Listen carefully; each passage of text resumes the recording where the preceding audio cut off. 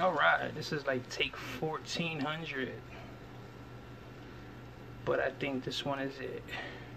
So, Chaz, this one's for you. Alright, so today we're going to be making crystals. Now, as you can see, I got a variety of them because this has largely been trial and error. You know, my wife bought a box of borax powder. I thought it was something else. Turned out it wasn't. So I didn't want it to go to waste. So I figured, you know, Google up some uses for it. And you can make slime or you can make crystals. So I chose to make crystals. My daughter loves them. So, making them is real simple. The ingredients as to what you need are water, pot, borax, and stove. So the first thing you're gonna want to do is, in your cup, take some thread, right? Get one of these popsicle sticks or a marker or whatever you got laying around that's gonna cover the lid from side to side. And you're gonna want to just wrap your string around it. Whatever the string may be, you can use any kind of string. The only thing that I wouldn't recommend using is fishing line, because what this is gonna do is this is actually gonna hang in your cup that has the crystal solution in it, and the crystals are gonna actually grow on the string. And so the string has to have a little bit of rigidity so that the crystals have something to grab onto, right? So once you got that, you're gonna set it to the side. Now turn your stove on, high heat, and add your cup of water. Now the exact ratio of borax to water is gonna vary, but generally it's going to be about 3 tablespoons of borax for every cup of water. So you're going to want to wait till the water is at a boil before adding the borax, because that's what actually causes the crystallization process. So the water has to be hot enough to dissolve the borax, and then as it cools, it will actually crystallize around the thread, forming your crystals. And so the solution, again, of borax to water is going to be about 3 tablespoons, give or take, for every 1 cup. So what I like to do is put 2 in, mix it till it dissolves, and then on the third one, add about half the tablespoon first. Stir that around, make sure that all the borax dissolves, and if it does, add the other half. And if it doesn't, if you still see little borax cubes on the bottom, that means it's not dissolving. That means that the water is already borax soluble, it's heavy, and it can't hold anymore. If you have more in the pot than what you need, than what the water can hold, all that's going to happen is that your crystals are going to take on a slightly foggy kind of look. They won't be as clear.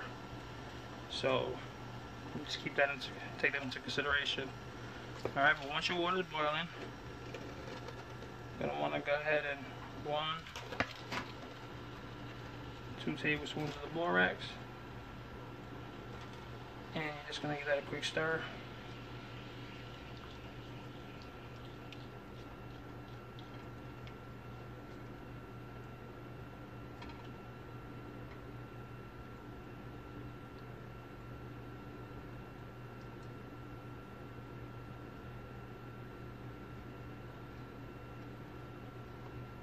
I just want to make sure that all of the borax dissolves.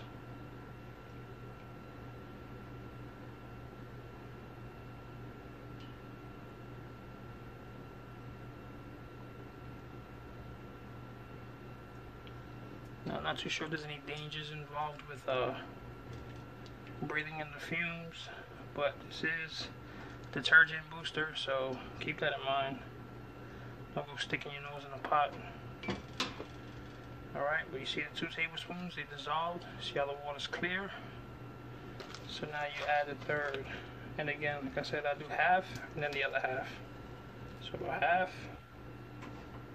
And then I make sure that can dissolve.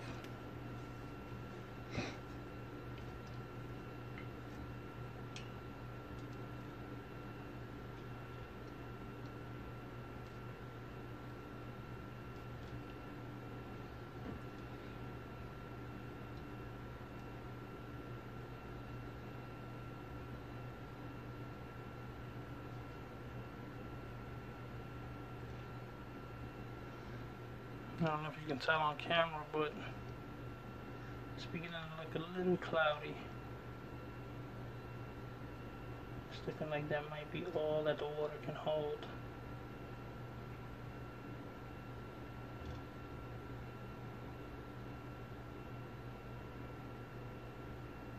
I'm not so sure if you can see that on the screen or not, but there's a no, it went away. It did dissolve, so we'll just add the rest. Boom. And that should be about it. And again, we'll give it a stir.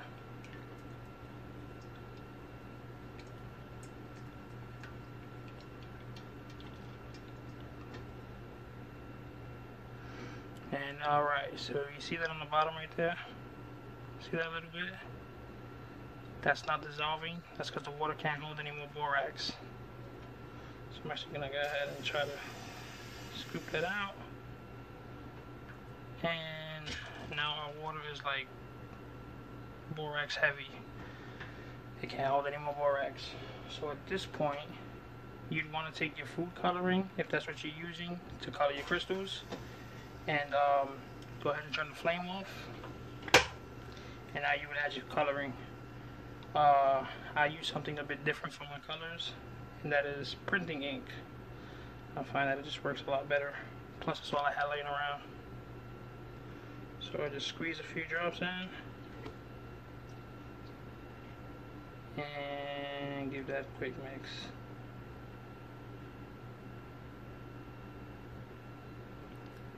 It creates a pretty beautiful color, I think. You're gonna want to go pretty dark because the crystals do come out a lot lighter than what the water actually looks like. So if you want really blue crystals, you're gonna want to add a lot of ink. Some people prefer the food coloring. I don't. I think that the ink actually makes just far prettier crystals. I mean, that's how the red ink looks. And that's how blue food coloring comes out. So, but alright, once you got that set, you're gonna want to take your glass cup. Now again, this is glass. So make sure your glass is hot, at least hot enough that you can touch. So run it under some hot water until it's brought up to temperature, because you don't want to add boiling hot water to a cold glass. Pretty sure you do the math on that. It'll probably pop or crack, and you don't want that. So you can temper it, and all that means is add a little bit of the liquid, swirl it around the glass, and that slowly brings the glass up to temperature so that there isn't a sudden shift in temperature causing it to burst. Alright, but once you got that done and you got all your liquid transferred to your glass, what you're going to want to do is, give me a quick second. What you're going to want to do now is, on that little string that you made with the pen or the popsicle stick, Just gonna want to set that in there and make sure it's not touching any of the sides. Make sure it's not touching the bottom. If you're not sure, it's better to be safer than sorry in this instance, because if you're not, what will actually happen is that the crystals will get stuck to the bottom and the sides of the glass, and it is almost impossible to get out without breaking them. So what I should have did in hindsight was actually just do it with clear liquid so you can see, but these guys are not dumb. So you're gonna want to hang the string till it's pretty close to the bottom, but it can't be touching, and it can't be touching the sides. So right in the middle, and again, not touching the sides and not touching the bottom. Alright, so once you have that done, what you're going to want to do is store this in a dark, cool place. So for me, it is actually right here, and see, I already have one set here.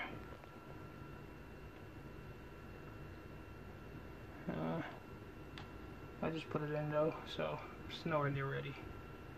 But yeah, once you get it inside your cool dark place, just give it a quick cover with anything you might have. It doesn't even matter. Just cover it so nothing gets inside of it, and that's it. Now you wait. And the waiting is a very important part. Don't get antsy, don't check, don't disturb the crystals, let them form all by themselves, leave them alone, and at the end you'll end up with something like this one. Alright?